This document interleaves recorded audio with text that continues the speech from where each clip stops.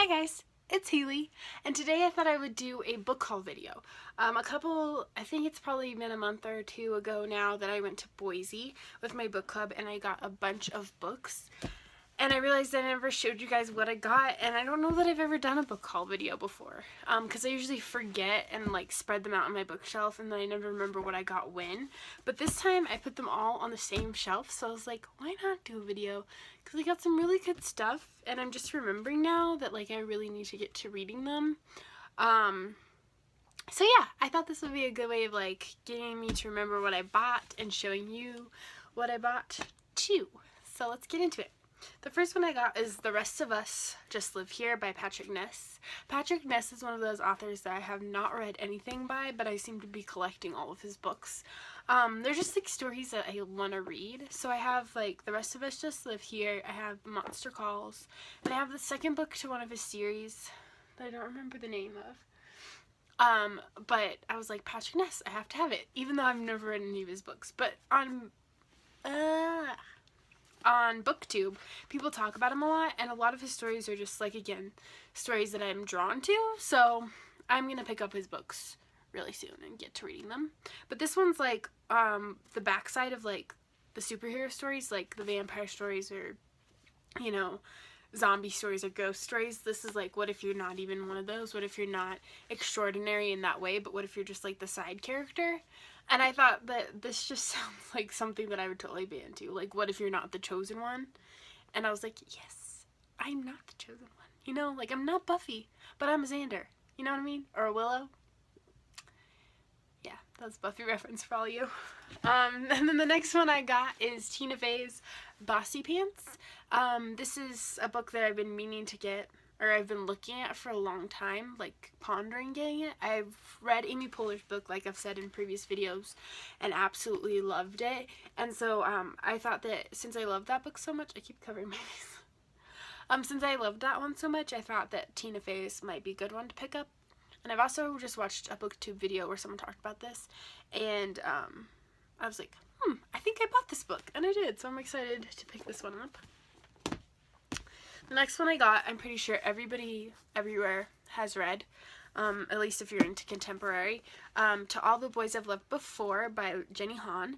I have not read this book, but I've been wanting to read this book. I feel like it's right up my alley in my Sarah Dessen love for contemporary. I feel like this is a book that would just be a really fun read, and I really like didn't realize it was like such a, is it like a trilogy? 4 books? I don't know. I haven't seen very many like contemporary like series, and so I'm interested to get into this one. The next one I got is Thanks for the Trouble by Tommy Wallach. I don't know. This one has the Golden Gate Bridge on it. It's my home.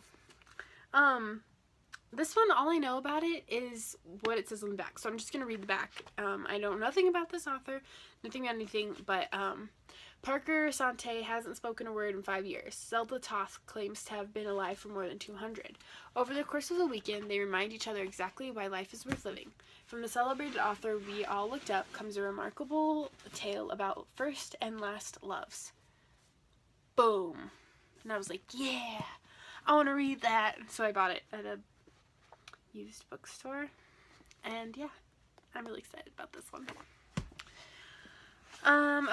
Okay, the next one I got is The Journals of Jim Elliot, edited by Elizabeth Elliot. This is Jim Elliot's the missionary who, I don't know where he was going to, the Auca Indians. He was going to witness to them, and he got off the plane, and they killed him immediately. They speared him to death. It was like horrific. But yeah, this is his journals compiled by his wife, and I just felt like this would be an interesting thing to read because he was such like a man of God, and his wife such a like, you know, I just thought that this would be a good thing to have in my collection. The next book I got was a very random buy for me. I know nothing really about it again. I'm gonna buy this. But sometimes like books just like jump out at me and I don't really know why, and sometimes in a bookstore I'm like, I'm gonna read this. I really think that I will read this, but it's like totally out of my realm, I guess, of like things. I guess it's like a memoir.